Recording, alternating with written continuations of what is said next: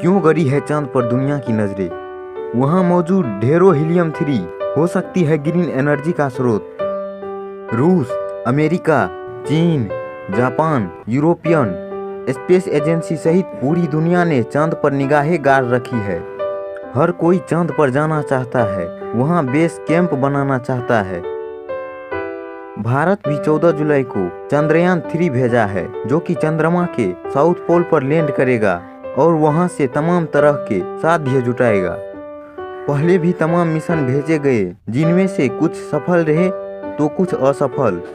Soviet, रूस, America और चीन चंद्रमा पर सफलतापूर्वक मिशन भेज चुके हैं। सवाल उठता है कि आखिर पूरी दुनिया क्यों चांद पर जाना चाहती है?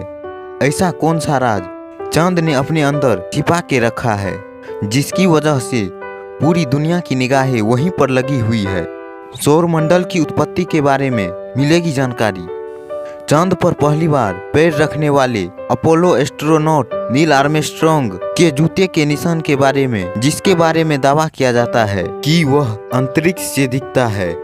क्या आपके मन में यह सवाल नहीं उठता कि 1969 से लेकर अब तक चंद्रमा की सतह पर यह निशान कैसे बना हुआ है? तो इसका जवाब है कि चंद्रमा पर वातावरण का न होना, जिसकी वजह से वहां आंधियां या तूफान नहीं चलते और अपरदन या इरोजन की प्रक्रिया नहीं होती। दरअसल 4 अरब साल पहले जब हमारे सौरमंडल का निर्माण हुआ था, तब तमाम एस्टेरॉयड और उल्कापिंडों की सभी ग्रहों और उपग्रहों पर बारिश हो रही थी, जिससे सभी ग्रहों और उपग्रहों पर तमाम तरह के क्रेटर्स या गर्तों का निर्माण हुआ। इन्हीं उल्कापिंडों की वजह से ही पृथ्वी पर पानी और माइक्रो ऑर्गेनिजम्स भी आए, जिससे पृथ्वी पर जीवन का विकास हुआ। लेकिन वातावरण के विकास के कारण पृथ्वी सहित अन्य सभी ग्रहों पर अपरदन या इरोजन की प्रक्रिया होने लगी, जिससे समय के साथ तमाम भू आकृतियां बनती और मिटती रही। पर चंद्रमा पर वातावरण नहीं है, इसीलिए वहां की सतह पर वे सौरमंडल की शुरुआत के सारे प्रमाण ज्यों के त्यों मौजूद है। तो अगर हम चंद्रमा की सतह का अध्ययन कर पाते हैं तो सौरमंडल की उत्पत्ति के बारे में पता लगा सकते हैं, अन्य ग्रहों के बारे में जान सकेंगे। चंद्रमा का प्रयोग वैज्ञानिक अन्य ग्रहों जैसे मंगल, बुध इत्यादि की विशेषताओं की आयु के संदर्भ में भी करते हैं। चंद्रमा पर पृथ्वी और शुक्र इत्यादि ग्रहों की तरह टेक्टोनिक एक्टिविटी नहीं होती है, जिसकी वजह से चंद्रमा की अंतरिक्ष संरचना इसकी उत्पत्ति के समय से ही वैसी ही है। इनमें किसी तरह का कोई बदलाव नहीं हुआ। इसका अध्ययन करके वैज्ञानिक यह पता लगा सकते हैं कि ग्रहों की अंतरिक्ष संरचना का निर्माण कैसे हुआ।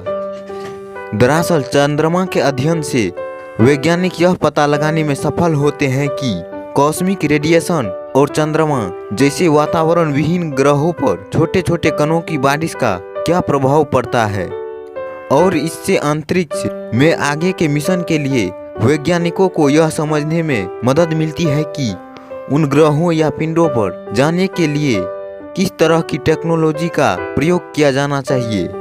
इसके अलावा चंद्रमा पर हम टेलीस्कोप स्थापित कर पाते हैं और अन्य आकाशीय पिंडों के बारे में ज़्यादा बेहतर तरीके से स्टडी कर पाएंगे, क्योंकि चंद्रमा पर वातावरण नहीं है, इसीलिए वहाँ अंतरिक्ष में देखने पर किसी तरह का व्यवधान नहीं होता है। ग्रीन एनर्जी सहित कई आर्थिक लाभ। नासा और इसरो ने चंद्रमा के उत्तरी और दक्षिणी ध्रुवों पर बर्फ की खोज की है, जो कि आने वाले समय में मनुष्य के लिए चंद्रमा पर रिहायश की एक उम्मीद जगाते हैं। चूँकि पानी हाइड्रोजन और ऑक्सीजन के अणुओं से मिलकर बना होता है, जिसे तोड़कर वातावरण में ऑक्सीजन की उपलब्धता कराई जा सकती है। हालांकि निकट भविष्य में इसकी संभावना काफ़ी कम है और चंद्रमा का गुरुत्वाकर्षण भी पृथ्वी के गुरुत्वाकर्षण का 1/6 है। इसीलिए मनुष्यों के लिए सामान्य तरीके से वहां रह पाना लगभग असंभव है।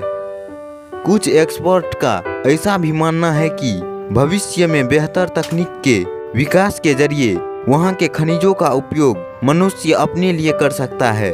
दरअसल चंद्रमा पर हीलियम 3 काफी मात्रा में, जो कि पृथ्वी पर बहुत कम मात्रा में पाया जाता है। अगर हम इसे पृथ्वी पर ला पाते हैं तो फ्यूजन की प्रक्रिया के जरिए इससे काफी ऊर्जा पैदा की जा सकती है और यह काफी बेहतरीन ग्रीन एनर्जी का स्रोत बन सकता है। इसके अलावा अगर हम बेहतर तकनीक का निर्माण कर लेते हैं और चंद्रमा पर बेस कैंप बनाते हैं तो उस दौरान हम वहां पर भी इससे ऊर्जा की आवश्यकता की पूर्ति कर सकते हैं।